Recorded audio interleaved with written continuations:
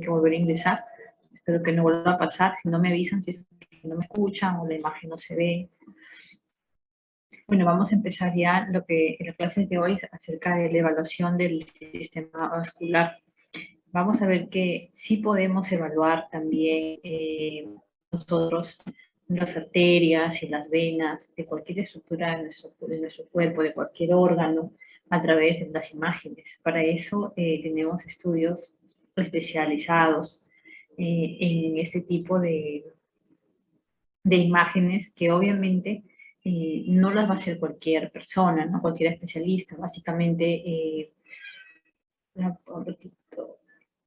básicamente lo puede hacer el radiólogo intervencionista, el radiólogo también, en algunas áreas, y necesita pues de mucho cuidado, cuidado, en cuanto a, ahí vamos a ver algunos tipos de estudios. Hay otros que son menos, menos finos, por decir así, pero hay otros que sí son bastante delicados, ¿no?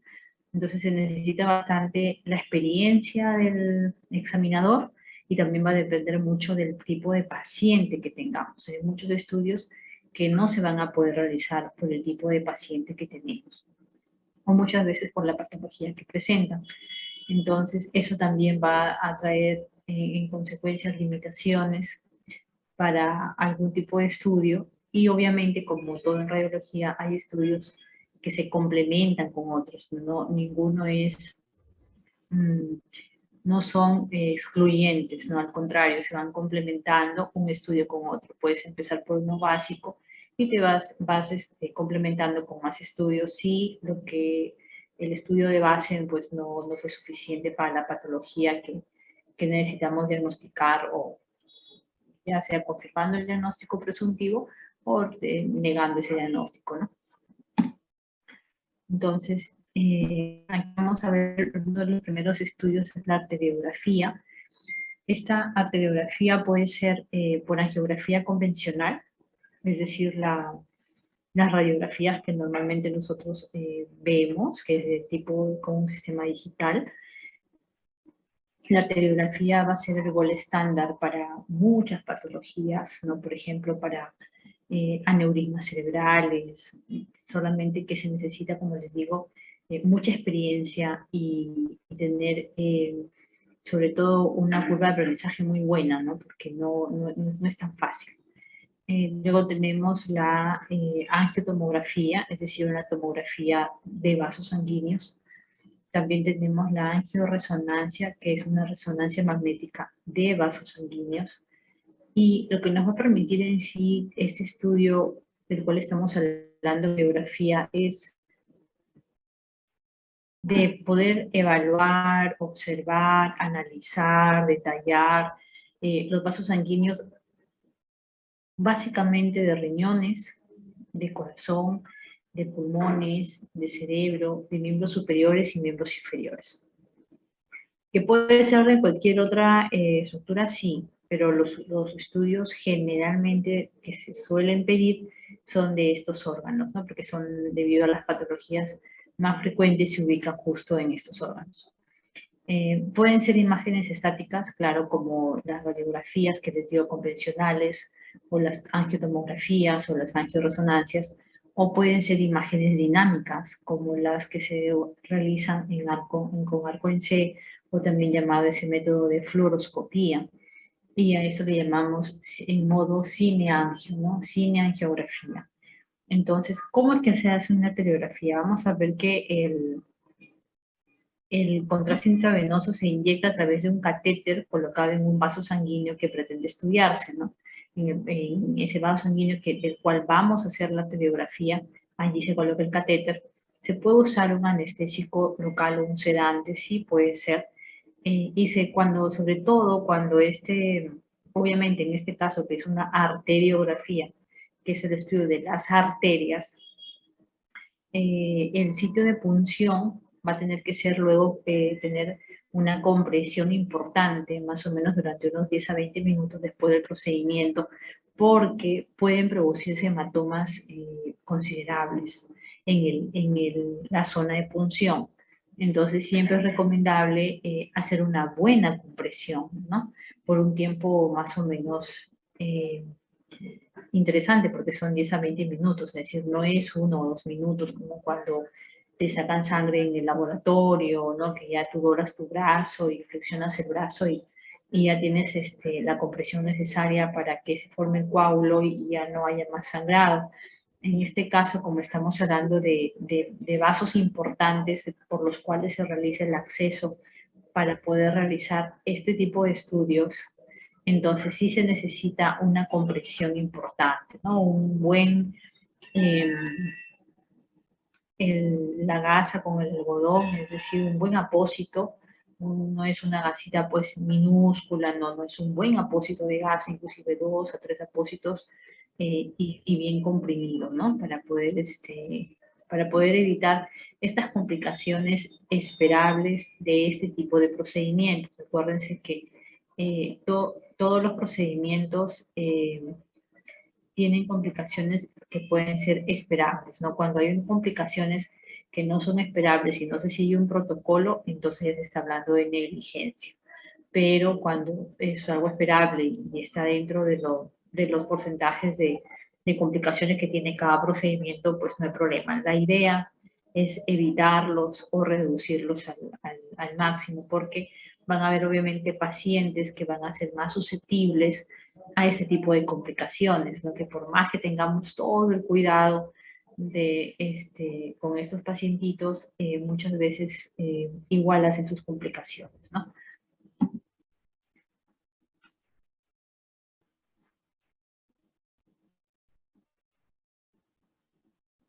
Entonces ahora vamos a ver cuáles son las indicaciones o los usos de estas arteriografías.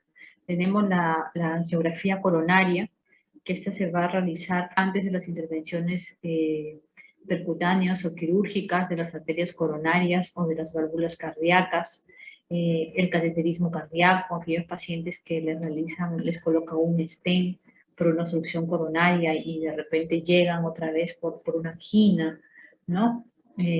Ya tienes por ahí un paciente de 70 años con antecedente de colocación de un stent en una coronaria, stent coronario y llega por opresión precordial, dolor tipo opresivo en el tórax, entonces con sudoración, diaforético. Entonces tú tienes que hacerle ya con ese antecedente, lo que corresponde es hacer obviamente un cateterismo, ¿no?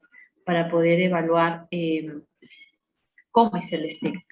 Ya con el cateterismo se evalúa si el stent está permeable, si está subido, entonces ya eso nos va a permitir evaluar, ¿no? Entonces también se puede usar para cateterismos cardíacos. Tenemos también la angiografía cerebral, se va a realizar después de los ACVs o de los TIA, también para evaluar endoprótesis vasculares o la endarterectomía carotidia, ¿no? También podemos usar en estos casos la angiografía cerebral.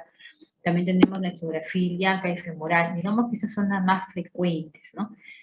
Se van a utilizar antes de las intervenciones para tratar arteriopatía periférica, por ejemplo, arteriopatía periférica también, y obviamente, por ejemplo, en diabético, ¿no? Y la ortografía, que obviamente es un estudio por rayos X contrastado de la aorta, nos va a servir en caso de aneurismas, de disección aórtica y también en caso de insuficiencia vascular.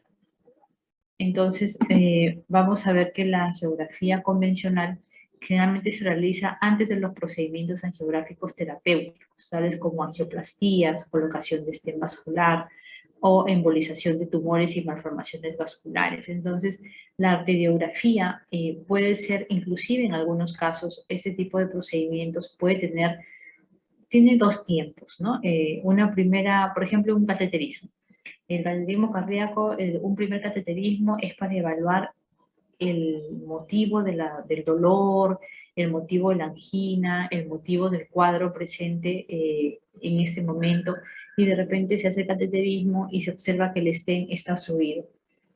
Este paciente irá a un segundo cateterismo, que será un cateterismo ya no diagnóstico como fue el primero, sino será un cateterismo terapéutico, quiere decir que ya se realizará para solucionar el problema que se conoció anteriormente con el procedimiento previo, ¿no? Entonces ya es un segundo cateterismo. En algunos casos, en un solo procedimiento, por ejemplo, en una arteriografía para colocar embolizar, por ejemplo, o alguna malformación vascular, haces la arteriografía, ubicas la malformación, diagnosticas que hay una malformación vascular y en ese momento también puedes embolizar, ¿no? Entonces, o de repente en una estenosis vascular puedes colocar allí el stent, ¿no? En un solo procedimiento. Lo importante es porque evitaría más radiación, porque en un segundo procedimiento obviamente hay que radiar otra vez tanto al personal como al paciente y evitar y obviamente expones al paciente a otra vez a los mismos riesgos, ¿no? Infección de la zona de punción, de repente hematoma. Entonces, para evitar esas complicaciones es que cuando se puede, se realiza en el mismo momento del procedimiento tanto el diagnóstico como el tratamiento definitivo a la patología de la cual está padeciendo este paciente, ¿no? Generalmente digo, los procedimientos se ingresan por la arteria femoral, ¿no? Por la arteria femoral superficial. Entonces, por ahí entras y poco a poco vas llegando hasta el vaso que tú quieres, ¿no? El vaso que tú quieres, justamente llegar a estudiar o de repente llegar a tratar, ¿no?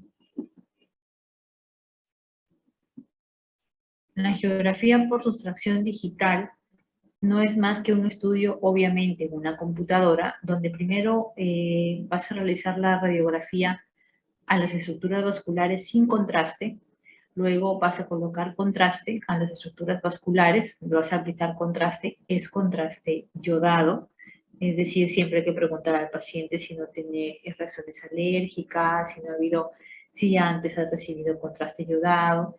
Recuerden que el contraste yodado es hidrosoluble, es isosmolar, pero debemos tener siempre las precauciones del caso, porque saben que en alergia no hay nada pues establecido 100%, ¿no? Entonces siempre preguntando a los pacientes y con el cuidado del caso.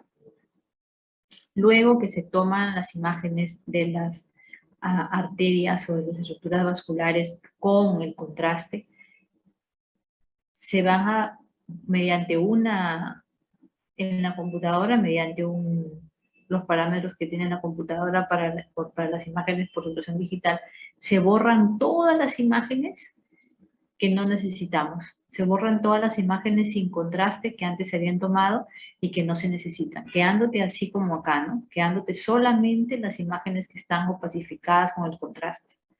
Entonces prácticamente una selección de las imágenes que te va a mostrar. Primero toma todo, las con contraste y las sin contraste, luego vienen las estructuras contrastadas y luego borramos todo lo que no queremos ver, lo que no vamos a necesitar, lo que no nos va a ayudar, y dejamos solamente los vasos sanguíneos oscurecidos con el contraste.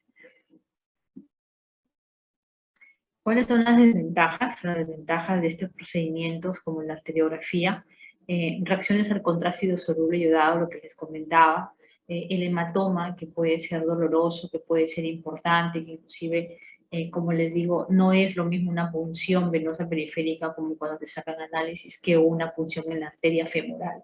No es lo mismo, la compresión es básica en ese tipo de procedimientos. Infecciones de la zona de punción también podrían ser, sobre todo en pacientitos que son más susceptibles, ¿no? También podrían tener en el vaso que vamos a estudiar una placa aterosclerótica, la cual se podría desplazar con el procedimiento. Por lo tanto, estos procedimientos son muy finos, son muy delicados. No es un procedimiento para hacerlo a lo loco ni de forma brusca, es con mucho detalle, con mucha delicadeza. Recuerden que estamos entrando a vasos sanguíneos importantes, entramos a la arteria femoral, entramos a aorta, entramos a coronarias, es decir, es importante ese tipo de procedimientos, ¿no? No es cualquier cosa. Entonces, se podría romper esta placa aterosclerótica, se desplaza y te puede producir una embolia, ¿no? Rara vez se pueden producir shock, convulsiones, insuficiencia renal, un paro cardíaco, ¿no? El riesgo de complicaciones obviamente va a ser más alto en ancianos y en pacientes inmunocomprometidos también, ¿no es cierto? La dosis de radiación utilizada en la geografía puede variar y puede ser importante, ¿no? Es decir, no es una radiación despreciable, y más aún cuando esta tiene que ser relativamente continua, como por ejemplo en el modo cineangiografía, que es como ver una película, ¿no? El médico, el radiólogo intervencionista va colocando el contraste, va inyectando el contraste y obviamente es como una película, tú vas viendo cómo se va llenando los vasos sanguíneos, se van opacificando con el contraste en el momento, ¿no? No es como la radiografía convencional, que es como una fotito de algún momento de la opacificación del vaso, no, esto es una opacificación y tú estás viendo constantemente cómo se van oscureciendo todas las estructuras vasculares. ¿Quiénes lo van a realizar ese tipo de procedimientos? Médicos altamente calificados, sobre todo que tengan experiencia, ¿no? Radiólogos intervencionistas especializados o cardiólogos también que hayan ido para esa rama también, ¿no? Para hacer los cateterismos. Entonces, porque les gusta, porque tienen afinidad, porque tienen habilidades, ¿no? Entonces, ese tipo de médicos son los que van. No va a estar en manos de cualquier persona. Como les digo, de repente si tienen que embolizar alguna arteria y embolizan una arteria que no era, pueden causar necrosis de toda la estructura a la cual irrigaba esta arteria. Por lo tanto, se necesita mucha experiencia, se necesita conocer muy bien ese tipo de procedimientos.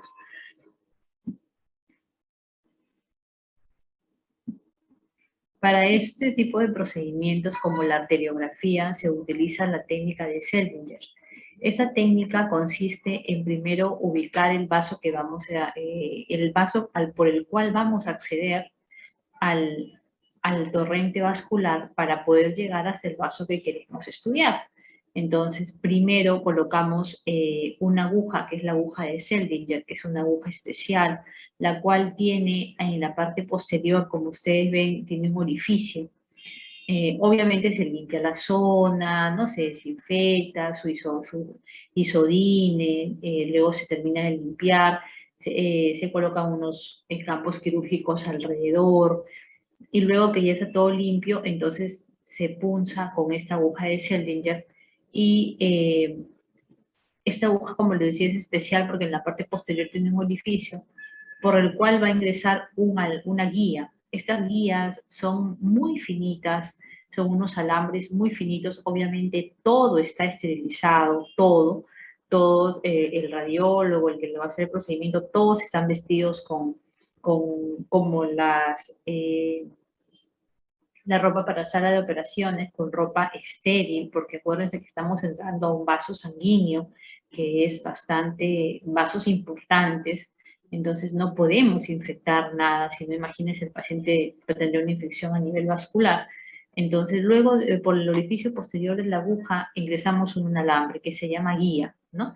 Es una guía de alambre fina. Una vez ingresamos la guía, nosotros vamos sacando suavemente, se retira la aguja de Seldinger. Retiras la aguja, se hace una pequeña incisión un poquito más grande de la zona de punción, se agranda, digamos, se amplía un poquito más la zona de punción con una hojita de bisturí, y luego viene el catéter, ¿no? El catéter ya es una estructura tubular un poco más gruesa, obviamente, que la guía es metálica, es finita, es un alambre, como dice acá, y luego, bueno, se coloca el catéter. Este catéter se va introduciendo a través de la guía, o sea, la guía entra dentro del catéter y este catéter, al catéter le realizamos algunos movimientos giratorios para que entre la guía y no se desplace adecuadamente.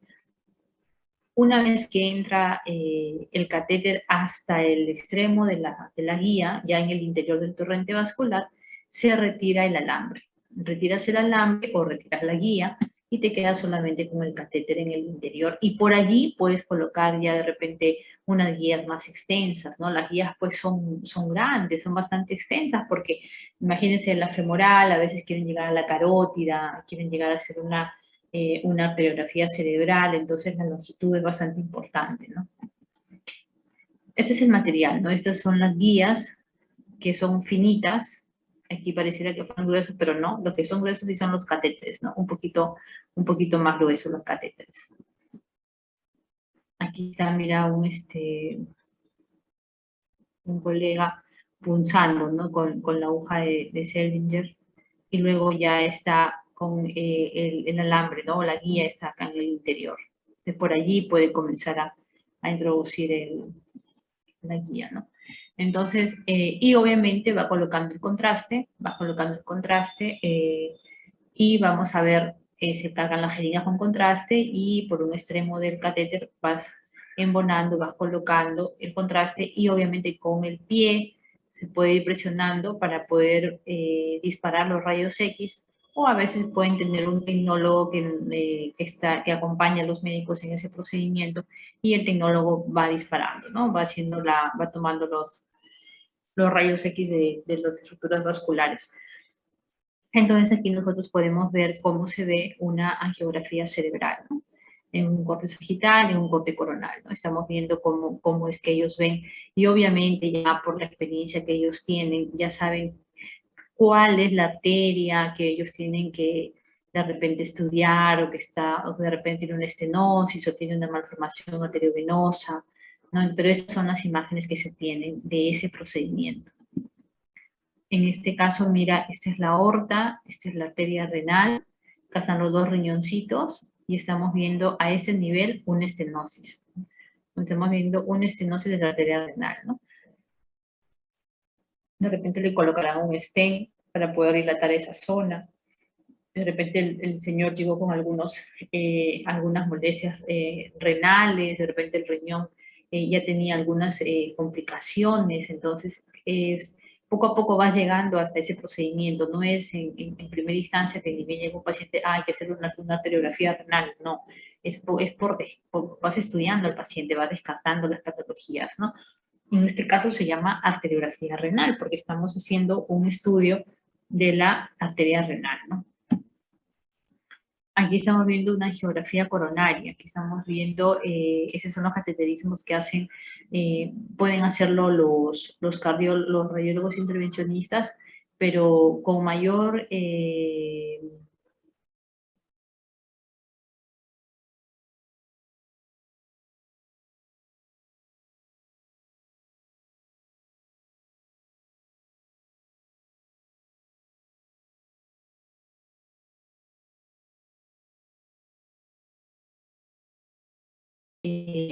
la irrigación de cualquier parte de nuestra anatomía, ¿no? Pero para poder opacificar esos vasos sanguíneos, tú tienes que introducir toda una serie de catéteres y guías, como se ha explicado anteriormente, ¿no? Entonces, y se ingresa por vasos importantes, entonces hay que tener una vasta experiencia.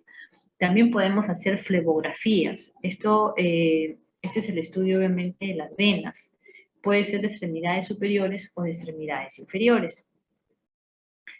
Con una aguja número 21 o 22 se canaliza la vena dorsal de la mano y se administra el medio de contraste ayudado.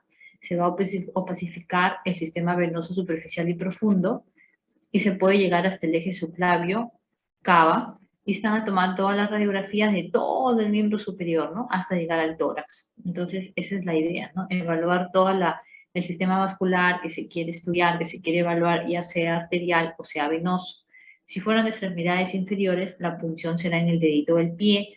Puede resultar obviamente un poco doloroso, porque acuérdense pues que en zonas distales tanto en manos como en pies hay mucho más terminaciones nerviosas, eso porque está el sentido del tacto, entonces podría haber un poquito más de incomodidad, ¿no? Una vez realizada, se inyecta el contraste y se hacen rápidamente varias radiografías de miembro inferior y de región pélvica, ¿no? De manera que la exploración demorará mucho unos 30 minutos. Entonces mira cómo se ha canalizado ahí la venita a nivel del pie, en el dedito, y se puede obtener toda la circulación venosa, ¿no? Igual acá del miembro inferior.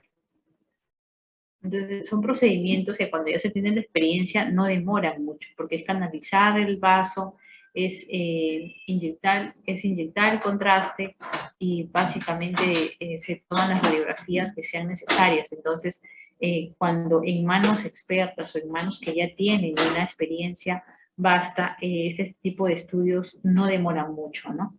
Y no tendría por qué tener mayores complicaciones. Acá también, mira, tenemos una flebografía de todo el miembro inferior, ¿no? Bueno, sobre todo de la pierna, ¿no? Aquí también de la pierna. Estamos viendo todas las venitas del miembro inferior. ¿Cuáles son las indicaciones? El miembro inferior es confirmar sobre todo que el sistema venoso profundo sea permeable antes de que estas pacientes vayan a una cirugía donde les van a extraer de repente varices del sistema venoso superficial. Otra indicación también es valorar la presencia o ausencia de trombos, pueden ser tromboflebitis o embolismo pulmonar. Las complicaciones, ya hemos dicho, ¿no? Propias de la técnica, hematomas en la zona de punción y celulitis o infecciones, reacciones alérgicas al contraste, tromboflebitis y también embolismo pulmonar. Aquí estamos viendo, mira cómo le están canalizando el dedito, la venita del dedito del pie. El paciente está parado, ¿no? Y acá está el médico, ¿no? Y aquí va a aplicar el contraste para poder, acá está el arco en C, este es el equipo, para poder ver todos los vasitos. Bueno, en este caso venas, ¿no? Entonces la radiología intervencionista es una subespecialidad dentro de la radiología en la cual el médico va a combinar todos los conocimientos de radiología, de ecografía Doppler, tomografía, resonancia, y se va a dedicar a realizar biopsias, se va a dedicar a realizar procedimientos mínimamente invasivos. Estos procedimientos, como les decía, pueden ser diagnósticos y terapéuticos, aunque en gran frecuencia en una misma intervención se podrían hacer los dos momentos, ¿no? Los dos momentos secuenciales. Tenemos también estudios como la flebocabografía, que consiste en la protección con contraste iodado de venas de miembros y de la cava, ya sea cava superior o cava inferior. Es posible clasificar también las venas con un material, con un CO2, que es un gas, el cual sabemos que también puede servir como contraste en aquellos pacientitos que son alérgicos al yodo o que tienen disfunción renal. Entonces acá vemos, por ejemplo, igual estamos viendo de vena cava inferior, estamos viendo acá a nivel de una malformación arteriovenosa, cómo se ha podido pacificar todo el sistema vascular venoso, ¿no? El problema de contraste iodado es que también es nefrotóxico, es hepatotóxico. Entonces hay que tener, para hacer ese tipo de pacientes, al paciente se le solicita como requisito la creatinina, ¿no? Se le solicita creatinina. En algunos casos urea y creatinina, pero generalmente más es creatinina.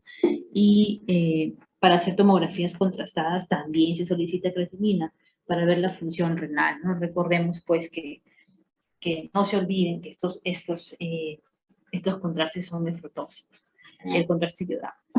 Vemos también acá, por ejemplo, otro procedimiento que se llama recanalización vascular y angioplastía transluminal percutánea.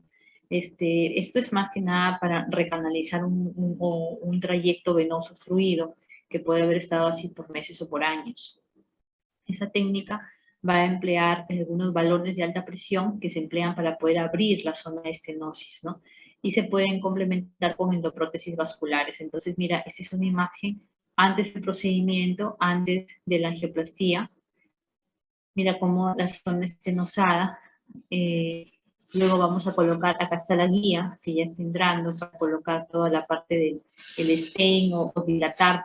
Entran una especie de baloncitos desinflados, que luego lo inflan en la zona de la estenosis. Claro que todo es pequeño, porque estamos hablando de vasos sanguíneos, ¿no?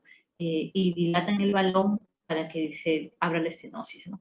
Entonces aquí ya estamos viendo como aquí está más, ya está más uniforme el calibre, ¿no? Aquí estamos viendo las zonas de estenosis, mira, esta zona y esta zona. Y como acá ya está más dilatado. Entonces estamos viendo cómo se hace ese tipo de procedimientos, ¿no? También son importantes estos tipos de procedimientos en los pacientitos, sobre todo que se realiza hemodiálisis. Tenemos las fístulas arteriovenosas que muchas veces se pueden estenosar. Entonces también se hace uso de este tipo de estudios Las ventajas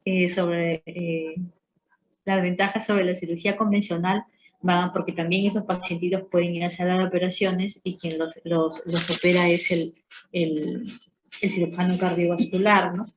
Pero vemos que las ventajas sobre la cirugía convencional va a radicar en el control anatómico de las lesiones y sobre todo que puedes tratar lesiones a distancia, ¿no? Porque como les comentaba, puedes entrar por la femoral y de repente el problema es en carótida, ¿no? Embolización venosa. También se puede realizar embolización venosa.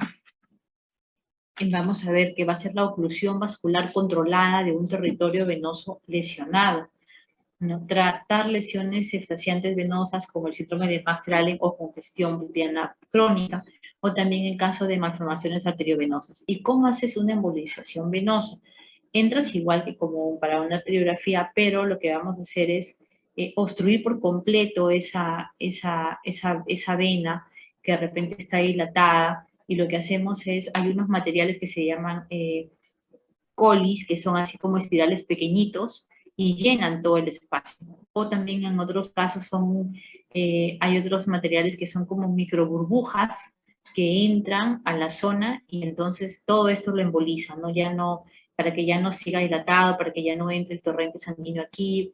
Y, por ejemplo, en el caso de un tumor que tenga una rica vascularización, pueden hacer una embolización de alguna arteria para disminuir la irrigación en ese tumor, sobre todo, por ejemplo, en tumores de cara, ¿no? Que generalmente, no siempre, la gran mayoría son inoperables, entonces por el gran tamaño y por el gran sangrado que podrían presentar, se hace primero eso, ¿no? Una embolización arterial, entonces disminuye la irrigación, por lo tanto va a disminuir de forma importante el tamaño de la lesión y ya puede entrar luego a una sala de operaciones.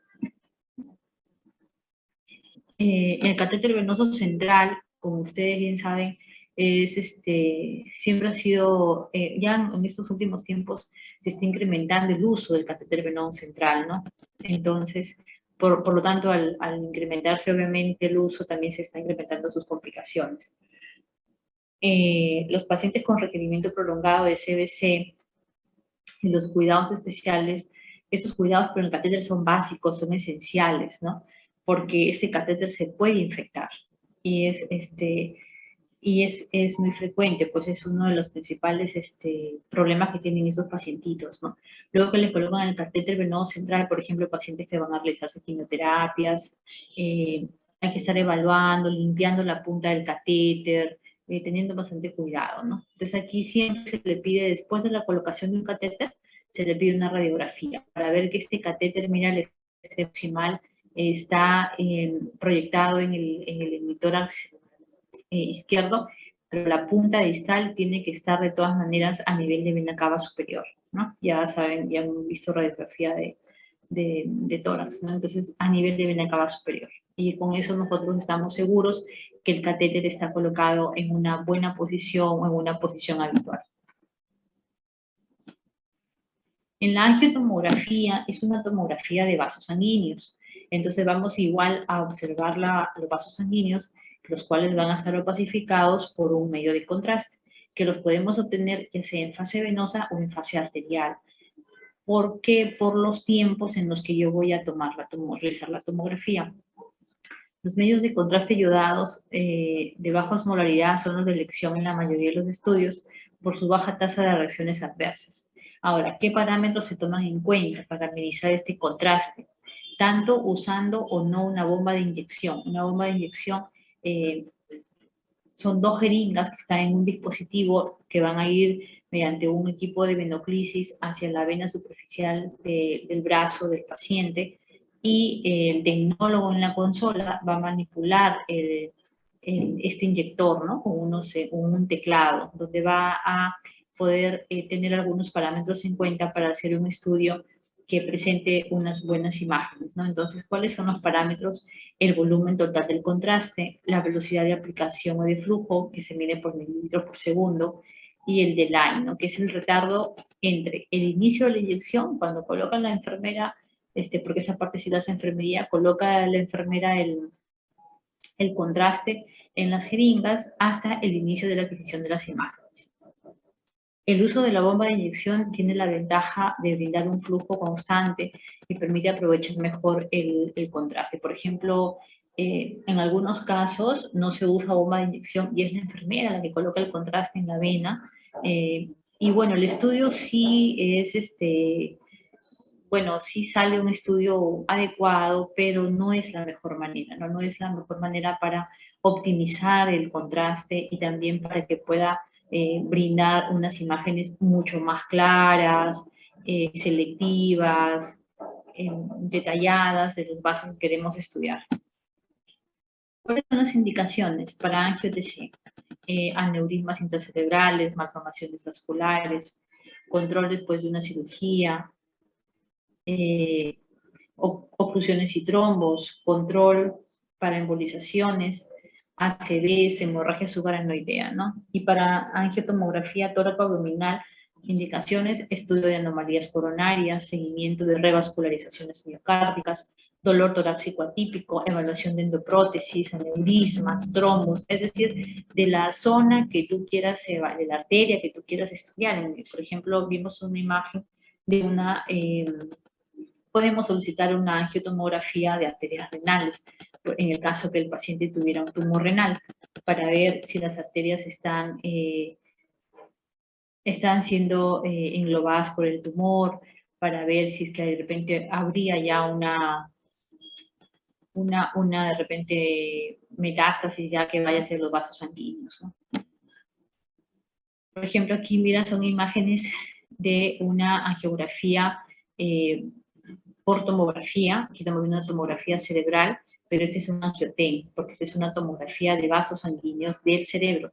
No estamos viendo al detalle el parénquima cerebral, ni estamos viendo al detalle la calota, ni los tejidos blandos. Lo que estamos viendo con mayor detalle son las estructuras vasculares a nivel cerebral y estamos viendo aquí una dilatación. Obviamente se hace una reconstrucción 3D, que también se hace esto en tomografía, y podemos observar, ¿no?, esta zona dilatada.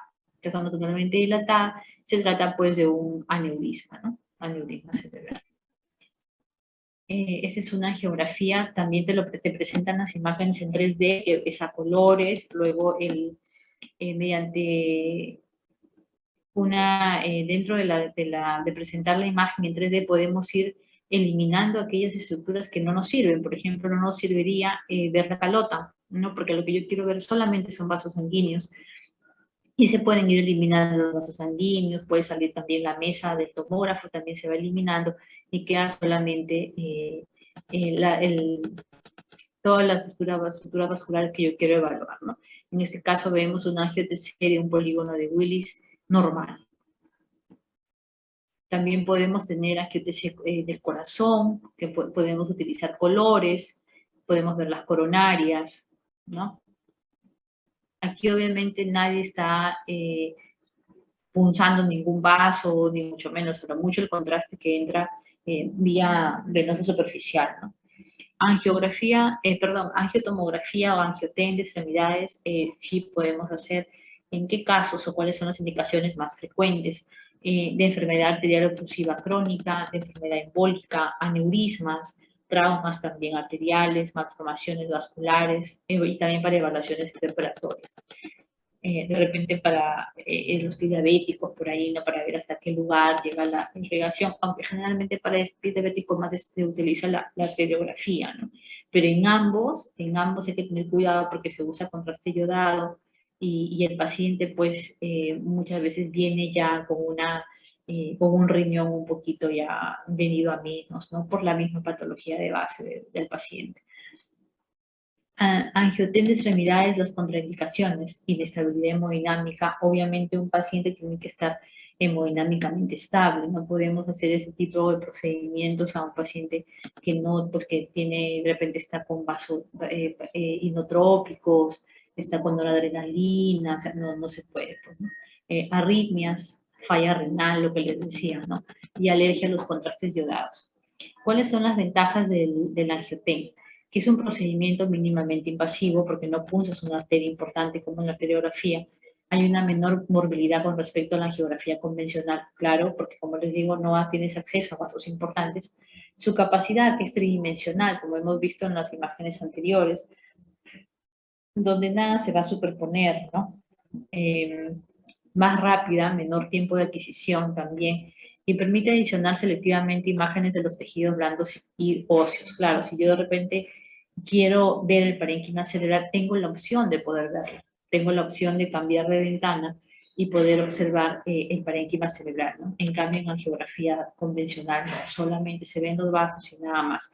Pero cada estudio tiene, como les digo, sus limitaciones y obviamente se van solicitando según las necesidades del paciente.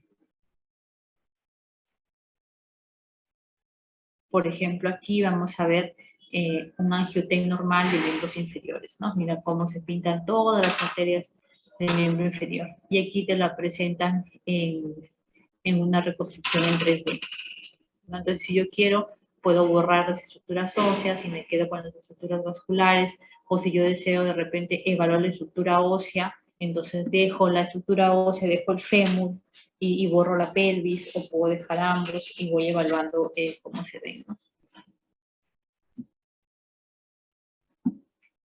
Aquí también, mira, tenemos una arteriografía de miembros inferiores, donde vamos a ver cómo a nivel distal no hay una buena irrigación, ¿no? Ahí vemos la reconstrucción en 3D y luego podemos ver que tiene placas, ¿no? Placas cálcicas en las paredes de ambos vasos, ¿no? De la femoral, que luego seguiría la poplitea, la peroné, la tibial. Entonces estamos frente a una arteriosclerosis.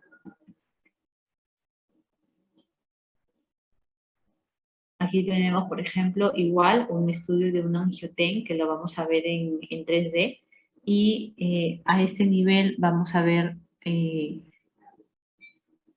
al observarlo con mayor detalle, porque se pareciera que hubiera por aquí alguna dilatación, este es un corte, mira, es un corte sagital, este es un corte coronal, esta es la tridimensional, la dilatación está acá arriba, donde está mi cursor, y luego vemos con mayor detalle que acá tenemos una zona de dilatación o de aneurisma y por acá vemos una zona de estenosis, ¿no? Donde no llega la irrigación. Y esto es tomografía, esto es angioten.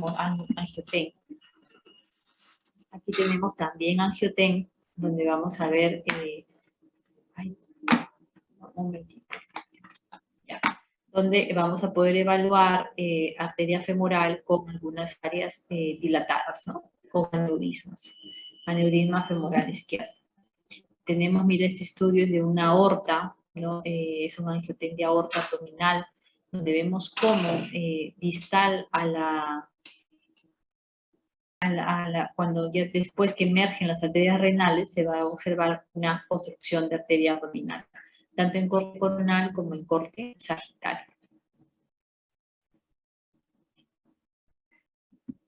¿Tenemos también angioresonancia? Sí, también tenemos angioresonancia. En este caso nosotros vamos a ver que la angioresonancia, vamos a aprovechar nosotros la sensibilidad que tiene la resonancia frente al movimiento de los núcleos de hidrógeno y para poder obtener nosotros las imágenes, y se pueden generar imágenes que logren diferenciar entre aquellos voxeles con flujo sanguíneo en su interior y aquellos voxeles sin un movimiento neto, aún sin necesidad de aplicar un medio de contraste, utilizando técnicas angiográficas y secuencias rápidas. En resonancia magnética se usan mucho, son secuencias, que son no es más que tipos de software que nos van a permitir adquirir las imágenes según el estudio que nosotros queremos, ¿no? De repente si es estudio de angioresonancia, si es de estructuras, si es de estructura de cerebro, por ejemplo. Es decir, según cada patología que queremos estudiar, según cada patología que queremos estudiar, tiene sus secuencias en resonancia, ¿no? ¿Cuáles son las indicaciones? Tenemos el diagnóstico y control de aneurismas y pseudoneurismas. Lo que también hay que acotar aquí es que el estudio de resonancia es caro, ¿no? Es bastante costoso. Entonces, hay que tener cuidado con eso también, ¿no? Tener en cuenta todos esos parámetros cuando nosotros vamos a solicitar a un paciente, ¿no? Ese tipo de estudios. el control evolutivo de un stent colocado, o de repente post-trasplante renal, por ejemplo, el estudio de la circulación renal en posibles donantes, disección aórtica, trombosis venosa, hipertensión portal, trombosis portal, tumores, hematomas intramurales, úlcera arteriosclerótica penetrante, el síndrome de Buchari, que es a nivel de venas hepáticas. Entonces, aquí tenemos una imagen, por ejemplo, de una resonancia cerebral. Mira, es una imagen mucho más nítida, mucho más clara que el de la tomografía, ¿no? Pero nosotros tenemos siempre que preguntarnos si nos va a aportar algo más, porque si no nos va a aportar algo más que el angioten, y el angioten es menos costosa y el paciente solamente puede pagar el angioten, bueno, pues tenemos que optar por eso porque no va a haber ninguna, digamos, no va a haber un aporte adicional del estudio de resonancia sobre el estudio de angioten, dependiendo de la patología que querramos nosotros diagnosticar. En este caso estamos viendo una angioresonancia cerebral en un corte axial, en un corte coronal, en un corte sagital. También tenemos una angioresonancia de aorta, aorta abdominal y de arterias renales, ¿no?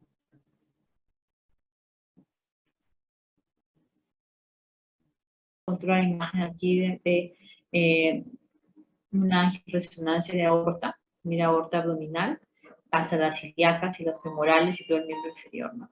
Y acá lo estamos viendo ya en una reconstrucción 3D que también se puede hacer en resonancia, donde te elimina todas las estructuras que están rodeando estos vasos y solamente se quedan las estructuras vasculares.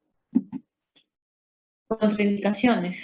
Obviamente nos vamos a limitar con este estudio para, por ejemplo, pacientes que tengan marcapasos cardíacos, cardiodefibriladores, clips ferromagnéticos, implantes cocleares, bombas de insulina, porque puede suceder lo que está hacia abajo en la imagen que estamos viendo, ¿no? Que es que el magneto puede obviamente atraer estos tipos de elementos, ¿no? Y obviamente el poder de atracción es muy fuerte, por lo tanto el paciente hasta puede de repente golpearse bruscamente, puede inclusive hasta fallecer, ¿no? Entonces hay que tener mucho cuidado. Las ventajas es que no usa radiación ionizante, claro, aquí no hay radiación como en tomografía. Es una exploración no invasiva, como por ejemplo en la angiografía convencional, que sí lo es. No hay efectos adversos y hay una excelente resolución de contraste de los diferentes tejidos y resolución anatómica que va a permitir la evaluación de estructuras muy pequeñitas que antes no eran visibles. Entonces, como les digo, cada estudio en radiología tiene sus limitaciones y tiene sus ventajas.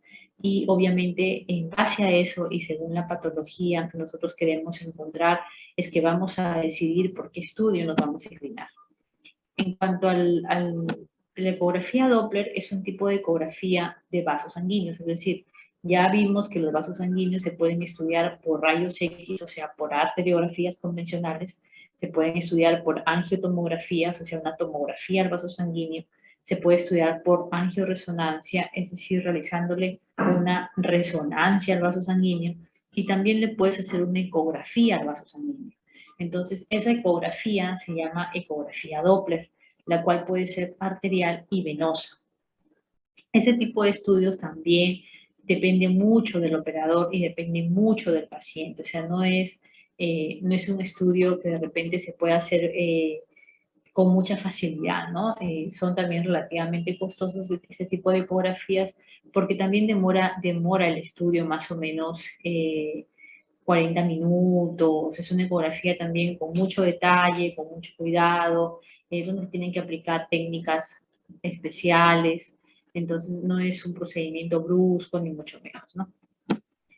Entonces para eso tenemos que por lo menos reconocer un poquito lo que es el efecto Doppler. Y mira, aquí en este cuadrito vemos, ustedes saben que la ecografía, el principio físico son ondas de ultrasonido. Entonces, estas ondas de ultrasonido van a salir de un emisor a un receptor. Si el receptor no tiene movimiento, entonces no hay ningún problema con la onda. La onda que tú emites va a salir igual, va a ser la onda que va, la onda recibida, la onda enviada será igual que la onda recibida, pero cuando el receptor se mueve, como el vaso sanguíneo que tiene flujo, que tiene sangre, y esta sangre obviamente está en movimiento, dependiendo de la onda, dependiendo del receptor, la onda sale del ultrasonido y si el receptor se aleja de la onda, obviamente esta onda tendrá una mayor amplitud, mientras que si el receptor se acerca a la zona del emisor, esta onda tendrá menos amplitud. Entonces, acá a esto le llamamos estos cambios de onda, dependiendo del movimiento del receptor, ese es el efecto Doppler. Y eso es lo que aprovechamos de estos efectos que tienen, de este efecto Doppler para poder estudiar los vasos sanguíneos. Hay un Doppler que se llama un Doppler continuo, donde la transmisión del sonido y la recepción de la información ocurre simultáneamente en el transductor. Esto va a permitir una mayor sensibilidad del método, pero no nos va a permitir ubicar el vaso en el espacio de forma muy específica. Entonces, esto se utiliza más, por ejemplo, para monitoreos fetales y para estudios vasculares. Luego tenemos un Doppler pulsado. En el Doppler pulsado se envían pulsos de onda de ultrasonido del vaso que vamos a examinar, esperando que regrese la onda de ultrasonido del vaso hacia el receptor antes de que pueda enviar yo el segundo pulso de onda de ultrasonido, ¿no? Entonces, si hay algún cambio de frecuencia o de velocidad, se pueden codificar de distintas maneras. Tenemos el Doppler pulsado que va a desplegar una curva, mire esta curva de frecuencia versus tiempo, de los glóbulos rojos que van a pasar por allí en ese momento, en el momento del estudio, ¿no? Acá esta es una curva, sino que falta, esa es la línea de base, pero falta la línea vertical, ¿no? Porque esa es una curva. Y vamos a ver que cada vaso tiene un tipo de patrón de onda, ¿no? De comportamiento con la ecografía. En el caso de las arterias, tienen un patrón trifásico. Ya cuando hay alguna alteración de este tipo de onda, ya entonces podemos ir viendo que tienen algún tipo de patologías, ¿no? El Doppler Color también le podemos, hay un botoncito allí que nosotros presionamos y es el Doppler Color y donde va a permitir lo que estamos viendo en la imagen, ¿no? Que pueda salir de repente un color azul, un color rojo, un color amarillo. Se codifica el promedio de las velocidades asignándole un color que va a estar determinado en relación con el sentido del flujo. En esta barrita que tenemos aquí, vamos a ver que el color que se indica de la mitad de la barra hacia arriba indica el flujo que se acerca al transductor y el color que está hacia la parte inferior es del flujo sanguíneo que se aleja del transductor, ¿no? Entonces, así podemos decir que este flujo sanguíneo se aleja del transductor y este se acerca al transductor. También tenemos el angio Doppler o power angio o Doppler poder, que es cuando queremos ver estructuras que a veces tienen poco flujo sanguíneo. Entonces, eso nos permite captar mejor esos flujos que tienen poca velocidad, ¿no? Se codifica la amplitud de la señal, es decir, la cantidad de glóbulos rojos moviéndose. No da información de sentido del movimiento, pero permite detectar flujos muy lentos. O sea, con este Doppler Color yo puedo saber si el flujo va hacia el transductor o se aleja del transductor. Con este Power Doppler yo puedo saber si hay flujo, porque de repente son estructuras muy pequeñas que no puedo captar yo su flujo sanguíneo, ¿no? Y el Doppler espectral, que son estas ondas, consiste en la curva, como les decía, en la curva de velocidad versus tiempo, que va a representar la variación de la velocidad a la que van los glóbulos rojos a lo largo del ciclo cardíaco. El tiempo es representado en el eje horizontal y la velocidad en el eje vertical. Entonces nosotros estudiamos la onda de una arteria y vemos que es una onda